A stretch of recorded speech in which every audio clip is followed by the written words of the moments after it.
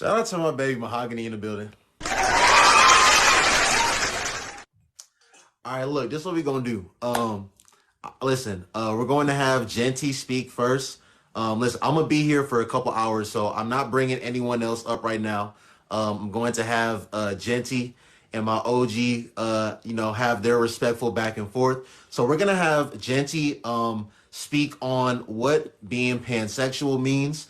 OG, while he's speaking, please give him the respect to say everything that he wants to say. And Genty, in addition, because he did butt in and speak about the whole pedophilia and bestiality thing. So I want you to address that as well. And then when Genty is done speaking, then OG, you will have the floor. So go ahead, Genty.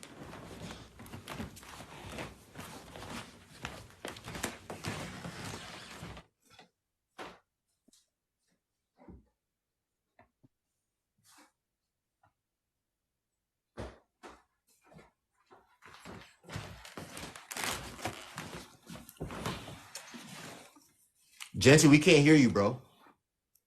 Can you guys hear me now? Yeah, we can hear you now. Go ahead. Yeah, a pansexual person by definition is someone who is attracted to someone romantically or sexually to the person regardless of their sex or gender. That is a pansexual person. That's literally what I just explained. See, me, I don't care if you're a trans person, if you're a straight person, a gay person, a bisexual person, I'm attracted to you. And clearly I'm speaking on grown adults. I don't know where you got kids or pedophiles or whatever the hell you was trying to say. That was weird because nowhere in the actual definition does it state that. Because that got me confused, like way too confused. I think you be on Facebook a little too much. Them dudes at the barbershop is way too much in your ear spreading that misinformation. I don't know if it's one of them pastors at the church you go to, but it literally means that I am attracted to you, not you literally, but I'm attracted What the to a grown problem is, adult. you were And he's talking cutting me to a off again. scholar. You're talking to a scholar. A scholar, but Yeah, you're not scholar. you're not a queer scholar. You're not queer. Just because you're a You're scholar I, don't mean you know everything. but see, I can drop some knowledge on you, what you claim to be, and you don't even know where it comes from. But go right ahead, and I'm What? gonna inform you after this. Yeah, go right ahead. You're gonna tell me about me. Yeah, I'm gonna drop Oh, this should this be thing that fun. you Go claim go to go be. ahead. Go ahead. I'm a Go okay, go go ahead. OG, educate me. okay. Educate So me. Go ahead. what happened is when we start engaging in this thing with pansexuality, I'm gonna give you what pansexuality really is. And see, what we have a lot of times right now in society, we think we can take words and we can make words that have a historical meaning fit into a definition nowadays that means something totally different than what they began as.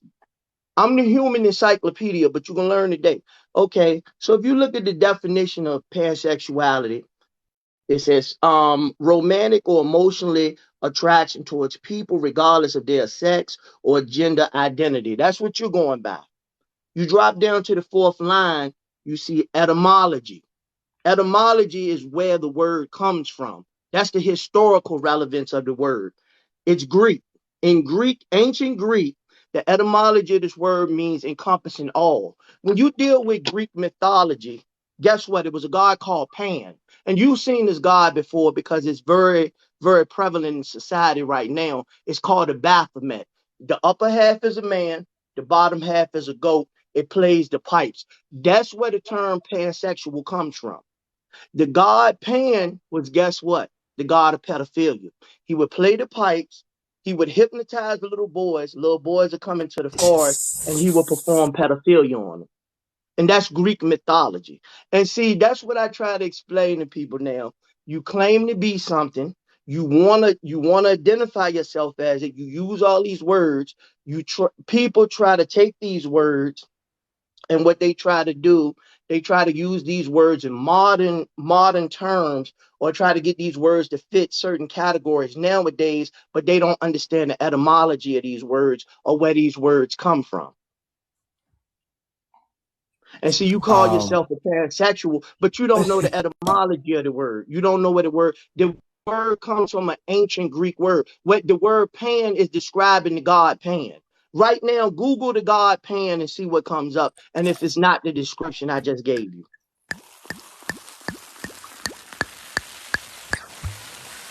are you done? yeah, go right ahead. That was the greatest form of a Mr. Fantastic reach I have ever seen. That was Reed Richards level reach. Oh That was boy. Yao Ming type reach. That was Kawhi Leonard reach. That was crazy. I mean, if you really believe what you're saying, I mean, go off, OG. But no, that's called what we call a false equivalency, what you just stated. Every word that you know known to man derives from other words. Words that were created derive from other words. That don't mean it has the same meaning. Yes, The you're Greek showing me god a guy Pan. with some horns and a really cute The beard. Greek god Pan. That's The Greek nice. god, the Greek god Pan of pedophilia. That's where pansexuality Cool. comes from. It's the Okay. etymology of the word. Wow. When they tell So you so you're nothing so is you new so you under the are so you're basically calling me a pedophile because I said I'm a no, pansexual. that's not what I'm saying, and I'm not calling you a pedophile. What I'm telling you is you're misidentifying yourself by using the word I'm pansexual because you don't know Okay. the etymology of the word.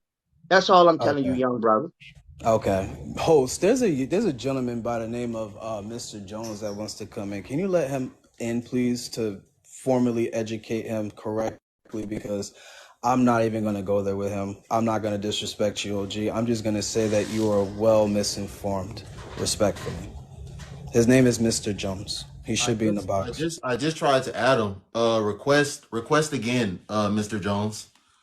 I just added you. I don't know what happened. Let's see if that's him. Yeah, I can't believe what I just heard. That's crazy. And Mr. y'all say Jones, how you that I doing? don't, and you're saying I'm wrong when I say black people aren't the most homophobic race. That's wild. Mr. Jones, how you doing? What's up, friends? How are you? What's up? What's up? Not too much. Um, so that when we talk about some like reach, like that literally is a reach. So words change as society changes. We all know that just because the etymology of a word, like we use a word like cap today, and we say we're lying. If you look up the etymology of cap, obviously, we're not talking about lying. We're talking about to put a lid on something and things of that nature. But You're the Greek, talking about the difference between etymology and oh, we cutting slang. folks off. That's what we doing.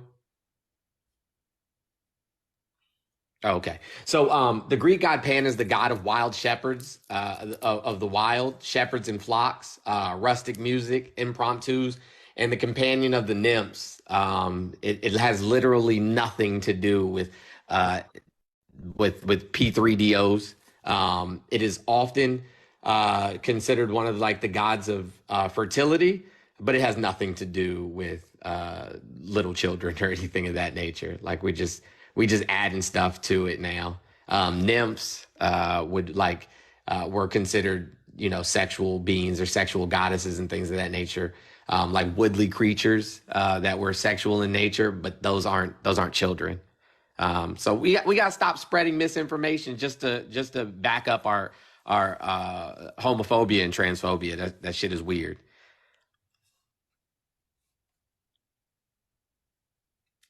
You done, Mr. Jones? Sure, for All right, this go topic. ahead. Go ahead, OG. Go ahead.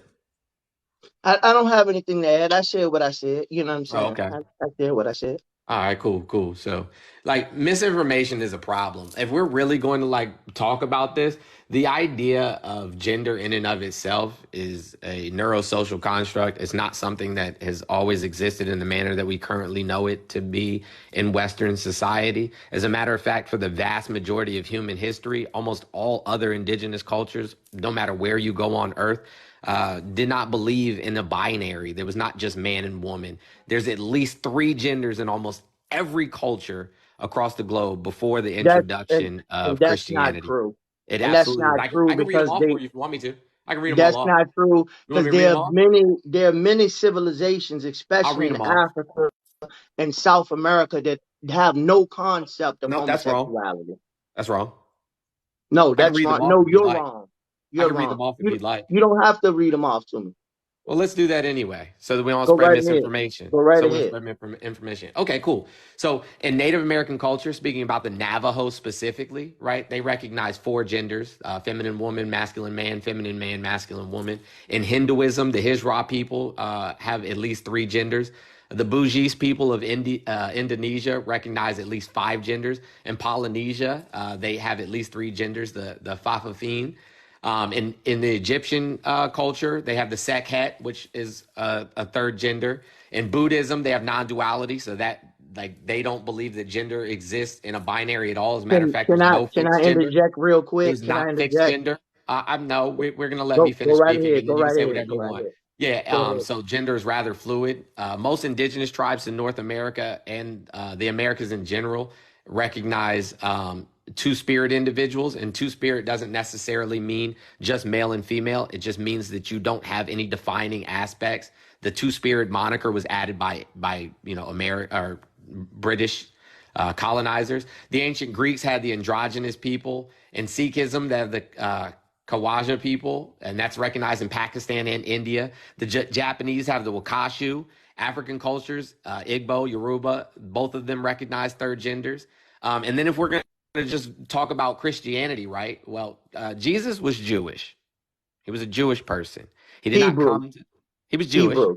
He was Hebrew. Jewish. He was Hebrew. Jewish. Hebrew. He was Jewish. Hebrew. You're telling me you don't even know that Jesus was a Jew? Hebrew.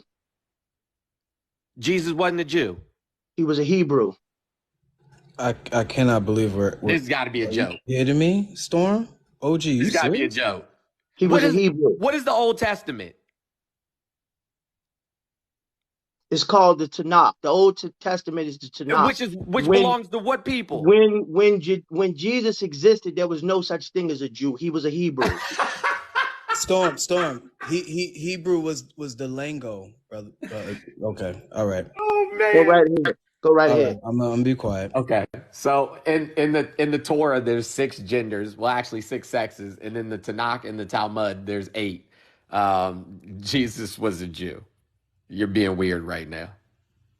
And on top of that, most Jewish people that you see now aren't Hebrews. They actually study Judaism, not Judaism. OG, are you a Hebrew Hebrews. But go Israelite? right ahead. No, I'm not a Hebrew Israelite. I I was just studied all asking. religion. I was just I asking. study all religions. I'm a Okay. spiritual. I'm a spiritual being. I'm not into religion because religion is Me just the either. Hebrew's garment not a that religion. Jesus was a Jew. religion is just the garment that covers spirituality. Okay. I don't have to deal in religion. I'm above religion. I'm spiritual. But I have studied all religions.